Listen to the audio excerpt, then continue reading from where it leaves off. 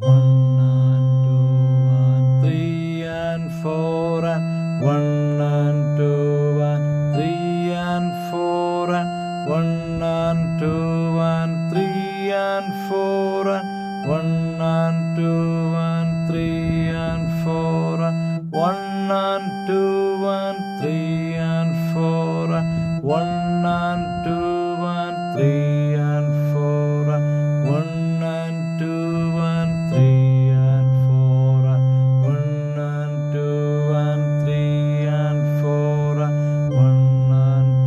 and 3 and 4 and 1 and 2 and 3 and 4 and 1 and 2 and 3 and 4 and 1 and 2 and 3 and 4 and 1 and 2 and 3 and 4 and 1 and 2 and 3 and 4 and 1 and 2 and 3 and 4 and 1 and 2 and 3 and 4 and 1 and 2 and 3 and 4 and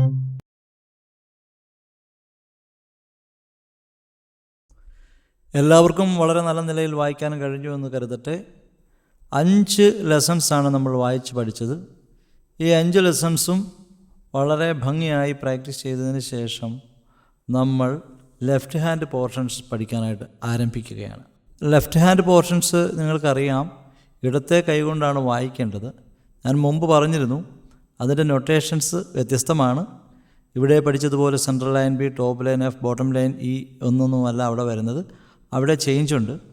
അതുകൊണ്ട് തന്നെ ഇപ്പോൾ നമ്മൾ പഠിച്ചിരിക്കുന്ന കാര്യങ്ങൾ ഉറപ്പിക്കുന്നതിന് വേണ്ടി ഈ lessons തന്നെ ആവർത്തിച്ച് പഠിക്കുകയും നൊട്ടേഷൻ ഉറപ്പിക്കുകയും ചെയ്യുക. ലെഫ്റ്റ് ഹാൻഡ് നൊട്ടേഷൻസ് നമുക്ക് ഇനി പഠിക്കേണ്ടതുണ്ട്. അടുത്ത വീഡിയോയിൽ ലെഫ്റ്റ് ഹാൻഡ് ആരംഭിക്കുകയാണ്. ലെഫ്റ്റ് ഹാൻഡ് നൊട്ടേഷൻ പഠിച്ചതിന് ശേഷം വേണം നമുക്ക് കോഡുകൾ ആരംഭിക്കാൻ. ലെഫ്റ്റ് നോട്ടുകളുടെ അടിസ്ഥാനത്തിലാണ് കോഡുകൾ ഉണ്ടാക്കുന്നത്. എങ്ങനെയാണ് കോഡുകൾ ഉണ്ടാക്കുന്നതെന്ന് ഒക്കെ നമുക്ക് പഠിക്കേണ്ടതുണ്ട്. അതുപോലെ തന്നെ കോഡുകൾ വായിക്കാറായതിനു ശേഷം നമ്മളിപ്പോൾ വായിക്കുന്ന 5 ലെസനുകൾക്കും ചേരുന്ന കോഡുകൾ വായിച്ച് പഠിക്കണം. അതിനുശേഷം നമ്മൾ ആദ്യത്തെ സോങ് വായിക്കുന്നതായിരിക്കും. അതുകൊണ്ട് എല്ലാവരും വളരെ താല്പര്യത്തോടെ ഈ ലെസനുകൾ പ്രാക്ടീസ് ചെയ്യുക. അടുത്ത ലെസനുകൾക്ക് വേണ്ടി തയ്യാറാവുക. അങ്ങനെ നമ്മൾ പടിപടിയായി കീബോർഡ് വായിക്കുക, അല്ലെങ്കിൽ ഒരു സോങ് കീബോർഡിൽ 2 കൈകളും ഉപയോഗിച്ച് വായിക്കുക എന്ന സ്വപ്നത്തിലേക്ക് എത്തുകയാണ്. അപ്പോൾ ഉത്സാഹത്തോടെ എല്ലാവരും വായിച്ച് പഠിക്കുക. ഓക്കെ, വീണ്ടും അടുത്തൊരു എപ്പിസോഡിൽ കാണുവോളം എല്ലാവർക്കും വണക്കം.